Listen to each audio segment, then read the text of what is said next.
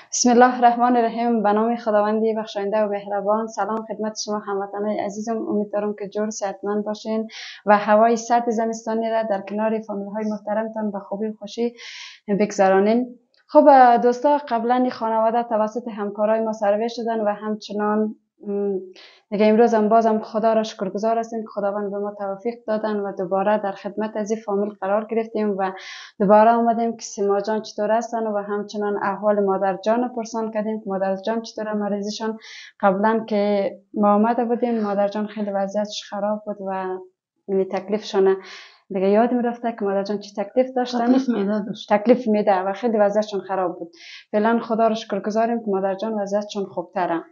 سیما جان در کنار ماست و سیما جان میپرسیم که چطور تداوی مادر جان چه قسم کردین و همچنان تاییدم چگونه روزگار از پشت سر گذاشتندین و فعلا هم که هوا سرد است دیگه فکر نکنم که چری نماندین. اما تو چری نداشتیم نماندیم.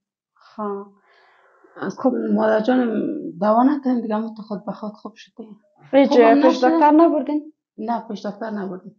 خوبم نشده دیگه. خوبه دیگه دو وقت کرده. اجازه دوا استفاده مونن یا که نه؟ اگر پیسه داریم به گلی میده میگیری از دواخانه، اگر پیسه داریم نه دیگه نمیگیری.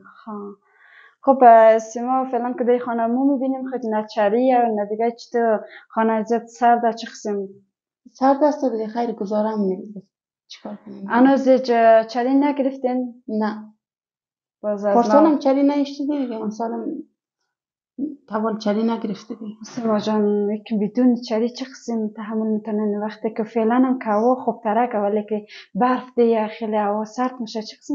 خب یخ میشه دیگه، مجبور گزاره کنی دیگه. در دست که آدم هیچ نداشت مجبور گزاره کنه دیگه. باز نمیخوانه میشنین؟ آدم زخانه گفتین پارسالم بدون چری، امسال هم تصمیم داریم که بدون چری زندگی کنیم دیگه. در خانه یخ، خانه یخ هست دیگه، مجبور گزاره کنیم. پارسال هم اینطور گزاره کردیم، شاید دیگه امسال هم اینطور دیر کنیم. خب سیما جان خودتان دیگه گفتین مصروفیتتان چیه در خانه و همچنان گفتین که سرپرست خودی هم سرپرستی مادر و همچنان خوراک بیزه دارین. گفتین خودی سرپرستی منم دخت منم دیگه هم از دکان میرم 200-300 موشه دیگه. اون در 2 هفته 3 هفته ایل خلاص شد.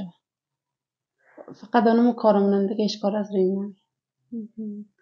باز میتونین دو 200-300 خرج خانه و مثلا این خانه رو هم گفتین کرانشینین؟ کرانشین. کرایه از خانه رو پره کنین؟ خود دیگه انتر از مجبوری پره مونیم دیگه. در خانه مجبوری که هیچ نخدیم کرای خانه پره کنیم. در میزی هوای سرد ناچاری داریم، نه زغال داریم، هیچ نداریم. نه روغن داریم، نه آرد داریم، هیچ نداریم. فعلا از مواد خوراکی در خانه چی باقی مانده؟ چی دارین؟ اما قدریم صبح آرد داشتیم که 1-2 نان خمیر کردیم دیگه نداشتیم. خلاص رفتیم. روغن که خیلی دیر شده که نداریم. هیچ روغن ندارین؟ نه. برنج که نمیشناسیم. ما عزیزی واقعا خیلی مشکل. هنوزم گفتن این صبح کم کارد بودن و رم خمیر کرده خلاص ده که روغن گفته چقدر شده روغن گفتن خلاص کردن؟ یک هفته مو شده. روغن هم که 1 هفته شده خلاص ده دیگه بدون روغن و یک چیزی چی پخته. خب روغن نباشه دیگه چی پخته کنن؟ نه هیچ پخته نمیم. چی مخورین باز؟ نان خوش مخوریم دیگه، قچایی دیگه هیچ نمیم. همه از چقدر سخت واقعا این کاران میگم با زبان بگویم ما که واقعا این خوار ما سیما جان گفتن ما نه روغن است نه چینی یا نان چای مخوریم 1 شب 2 شب نهایتش دیگه خیلی مشکله. از شما دوستای عزیز خواهشی رو دارم که از دل از این هموطنای ما بیان و هم برید هموطنای ما کمک کنن و دست از این خانواده رو بگیرن تا باشه حداقل که یعنی 4 شبشان خنان چای نباشن، اما که باش که به گفته خودشان که کچالو و برنج خوب بشناسن. خب سیما چی بگویم، واقعا خیلی جگرخون کردیم که فعلا هم از مواد غذایی چیزی باقی نمانده. نه هیچ چیزی نداریم. هیچ نداریم. دیگه تو کسایی هستن تا اون روزی که برتون کمک کرده باشن و کدام بنیادی یا کدام از طرف وکیل و کدام نماینده کمک برتون رسیده؟ نه تبال نرسید. بشه وکیل یا نماینده که میریم مگر شما چی در موقع بلند منزل برتون؟ میشنید از خاطری که اولی البته از خودون شما دیگه از خانه خبر نداری نمی. خب نگفتی بلند منزل خونان نمیتر دیگه بیا خانه رسه که وضعیت خانه چه قسمه باید تان از برتون کدام کار دو کدام چیزی نداره که نه کمک داشته باشم. خب واقعا خیلی سخته درک منم خواهد گلوم دیگه از امیدوار هستم که هموطنای ما که از دستشان پر است و توان کمک مالی را دارن اونا هم از دل از هموطنای ما بیان که فعلا در این هوای سرد نه چری وجود دارن نه مواد سوختی وجود دارن و نه همچنین مواد خوراکی وجود دارن هیچ کدامش.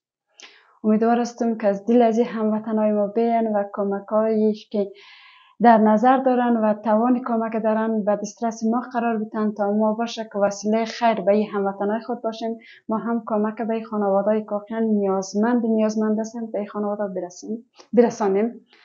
خب تشکر می‌کنم از همایون جان که مبلغ 14,500 در برنامه ما روان کرده که ما هم از این مبلغ امروز 5,000 سهم از این خانواده قرار میتیم و به دست سیما جان میتیم که انشالله از این پول به خیر و به خوشی استفاده کنن چیز کمبوتی دارن دیگه برشان بخرن.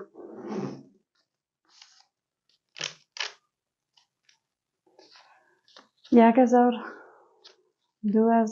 2,000 3,000 4,000 5,000.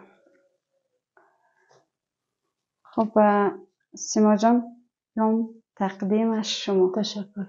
دیگه انشالله به خیر به خوشی استفاده کن و چیز کمبوتی داری از مواد خوراکی از هر چیزی که براتون بخرین. خیلی تشکر. خب کسی که براتون کمک کردن و همچنین همایون جان بعد از اونا چی گفتنی دارین و گفتنیتان برشان چی است؟ میتونی سیما جان که برای از لالای مکبتون کمک کردن دعا کنین. جهان تشکر و دعا میکنم خدا از زیادتر بیده او را او به مردم کمک کنه. یک جهان تشکر که برای ما کمک کرده.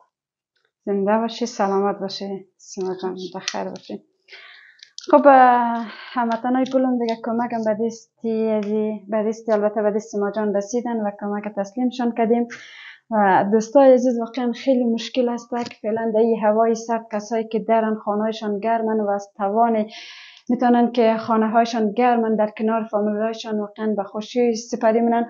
خدا رو شکر گزاریم و همچنان از دل از این خانوادای ما هم بین که فعلا گفتم در این هوای سرد نه بخاری نه مواد سوختی و نه مواد خوراکی وجود دارن و از دل از این هموطنای ما بین و کمکایتان به خانواده برسن تا باشه که این کمک ها را اگر شما به این خانواده کنین واقعا ثوابشان بشمار میشه و نمیتونین که ثواب و اجر از این کمک هایتان بشمارین.